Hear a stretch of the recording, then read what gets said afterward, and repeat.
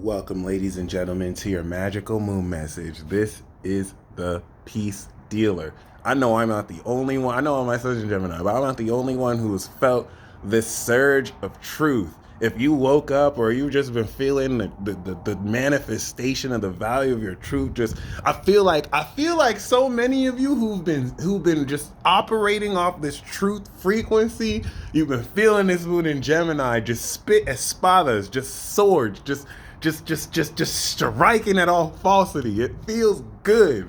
It feels good to be enlightened. It feels good to align with truth. It feels good to see your hard work pay off when you actually did it right. When you see people cut corners, take shortcuts, sell their soul, try and do things the shady way, and you see over a long time the effects of that legacy, how they try to look the part, but you can't lie, you can't hide the truth, versus those of you starting to see more than ever the perks of, I don't know, not being a piece of shit, not being an evil ass Satan or Luciferian worshiper. And let me not even say, I don't want to act like I have anything against Satan worshippers specifically, because fake Christians are even worse than Satan worshippers. I'm gonna just be real, but just negative agenda, just this negative message for so long, especially since 2012. There's been so much fog around our ability to call it out because people want to hide in between the shadows and play both sides. But it's clearer than ever, baby. It's clear as day, baby. Okay, it's Armageddon. The wheats and the tares, people have picked their sides. So many false doctrines and deceptive rhetoric to under this false guise of fake spirituality. It's all about how you feel. It's all about love. It's all about what makes you happy and all that bullshit. Thank you. Well, you have people who believe that bullshit. And then you have people who, kept it true, kept it real. And so, Moon in Gemini, Moon on Mercury in Gemini. So this enabled us to start a new lunar cycle of receptivity to the truth. Not only are you understanding the feeling of this truth, but your mind is able to individually align with processing everything intuitively you pick up. Revelations are manifesting. This is activation of the new moon cycle.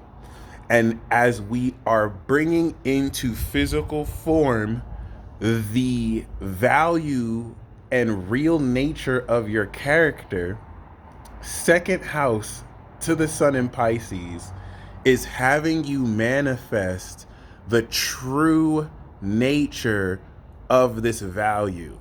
And so this could be really good for finances. This could be a really great transit to let you know what alignment with truth will add to your value. And this is also the next phase of this functional activation.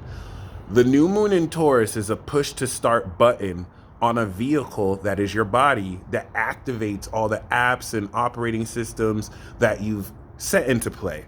And so the first part of this activation is manifestation and embodiment of values and your energy. Then we have the second house activation, and then we have the last activation with Cancer. The Leo moon will end the activation and begin integration. You're integrating energy. What's the quality of this energy? We have Saturn in Aquarius, cosmic energy. We have the South Node in Scorpio, pure energy. And we have the North Node and Uranus in Taurus, supernatural nature energy. Because Taurus is natural energy, but Uranus has a supernatural quality to it. And Saturn adds a karmic quality to the cosmic energy that can play out in the energy that links everyone's minds. Because Aquarius rules the causal realm of the mind, where you have a physical body, but everyone has a mind. What if I told you that not only does everyone have a mind, but there is a realm with which this mental plane exists, and that everyone's connected on this mental plane that leads from the mind to an astral realm ruled by Pisces, where everything you can imagine becomes, because it's not physically dense. And we draw from this realm through our minds into physicality. Let there be light. I'm sure you've heard that phrase. Okay, so in the beginning was the Word, Okay, the word was with God and the word was God. Moon in Gemini. What word are you speaking into reality? What words are you expressing to foster the value you're building? Because the next stage of this activation is to now manifest what? Moon in Gemini.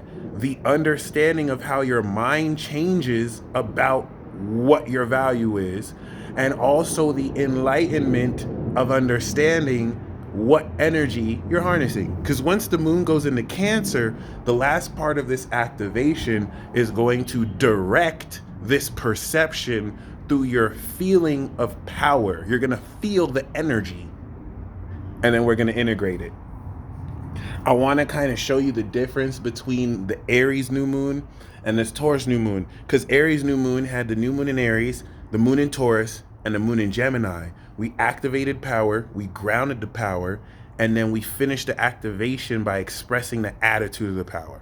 Now we're manifesting the fixed energy, or we're activating the fixed energy with the conjunction. We're manifesting with the second house the perception, and with that perception, we're driving a social, intuitive soul action, a soul power, third house to the new moon, final activation to give form to this energy. And the reason why I'm saying it like this is you're going to be inspired and enlightened with ideas to now start to formulate the spell crafting behind the programs that actually incorporate what it is you're manifesting. And this is where you have to be very careful with the moon square to Neptune. Certain people say trigger words that trigger people's beliefs more than the truth. When it comes to religion, a lot of people don't care about the truth. They care about their beliefs. Case in point, someone can say they believe in Jesus. Their whole belief system is based on their idea of Jesus until Jesus shows up to them in their face and tells them things that goes against their belief. If they can't even recognize Jesus, the truth, do they really believe in Jesus? Or do they believe in some image of Jesus? Because one is idolatry, the other is faith, okay? And you see a lot of that. You see a lot of that where people attach to their beliefs, which now forms their identity, instead of accepting what the truth is. If the truth, specifically the truth, okay, attacks your beliefs and exposes something wrong about your beliefs, that's so that you can change your beliefs to align with the truth, not to argue with truth that challenges your beliefs. So very important. This is the Neptune square to moon in Gemini. So I can say spell, okay?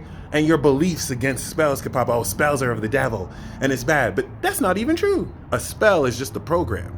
So when you pray, that's a spell. When you pray to God, that's a spell. It's about how you word things, Gemini, versus your belief about those words. Okay, if you get too caught up in petty details, this Neptunian square will have you distracted from the pure essence of the truth.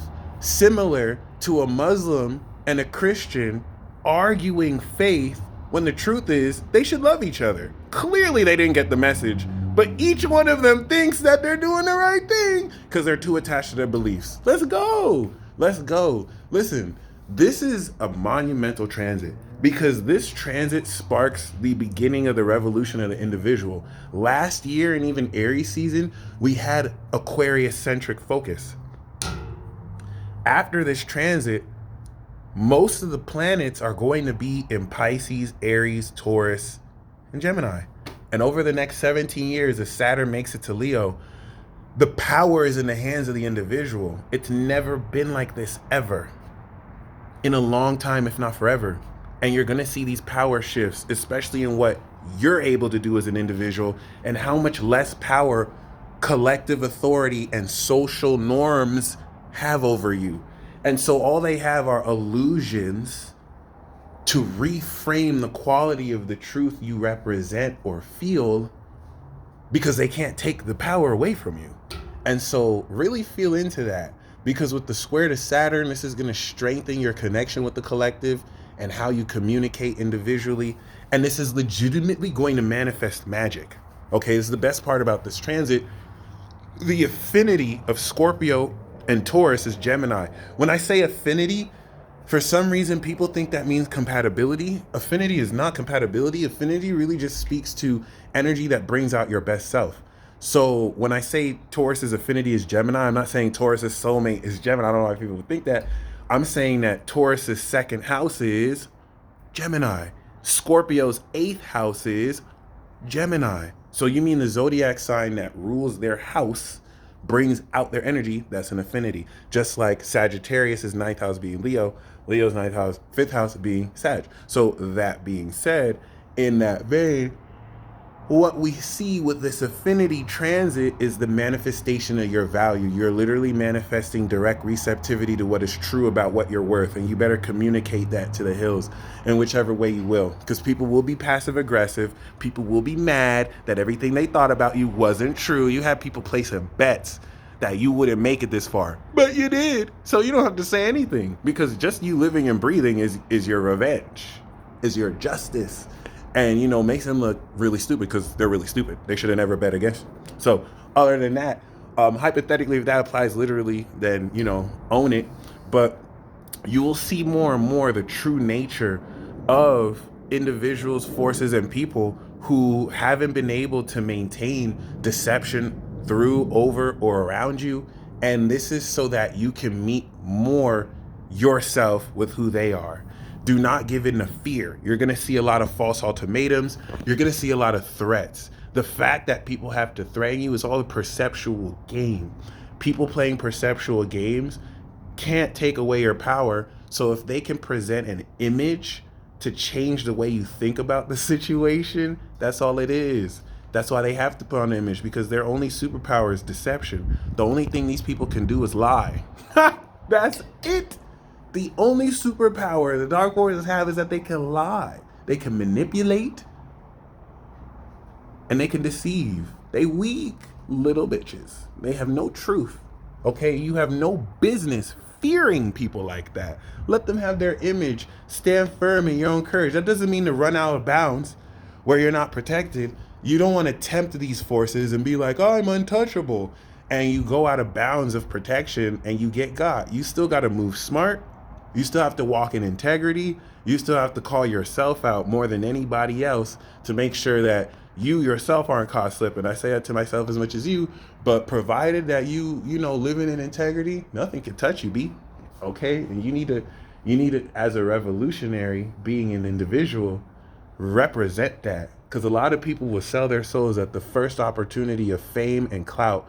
So many lost souls that just want to be accepted by a bunch of people who don't even know them, because that's what they were taught. They've seen everyone who they looked up to do this, and you're waking up out of that. So manifest this value, because this is going to activate the next stage of this unconventional ability to harness energy, as you will now name, all right, the enlightened understanding of what to call this ability, as well as come into an intellectual change of mind of certain things you've always been doing but didn't recognize you were doing. This is going to be a really amazing transit, and you are most definitely becoming sure than ever of your true value. What do you truly value? Comment that down below. I'll catch y'all next time. Godspeed. Peace.